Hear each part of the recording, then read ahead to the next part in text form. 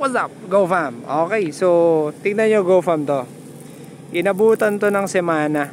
So Wednesday, naibilad pa natin to. Wednesday, Thursday, Friday, Saturday, Sunday. Ngayon is Monday. 5 araw. Tignan nyo. Oh, hindi nagbago. Hindi umasim.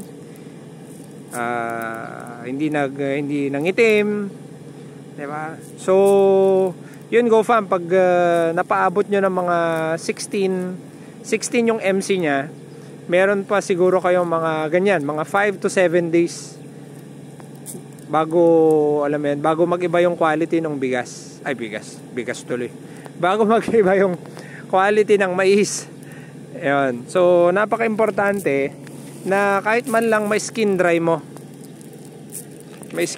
yung mais bago, alam mo yan, pag kunwari bago matagal na hindi mo maibilad ulit, kahit may skin dry mo man lang, para at least yung quality niya hindi basta-basta magbabago. Kasi pag, alam mo yan, pag ito yung mga nasa 20% na MC, siguro mga 3 days lang may ano na to, may amag or mga ngasim na yung amoy, or yun, mangingitim.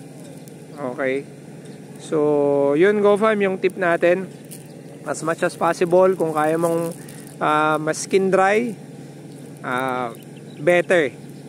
Okay, para kahit na medyo matagal kang hindi makabilad, mga ilang araw pa, hindi masisira yung mais mo. Ayan, buti na lang naibilad pa natin ng isang beses bago magsemana, kundi wala, sira na naman to. Sayang, medyo madami pa naman oh. Yun. Tsaka yun, maganda pag meron ka ng gadget na pinapakita ko nung mga nakarang vlog natin GoFam.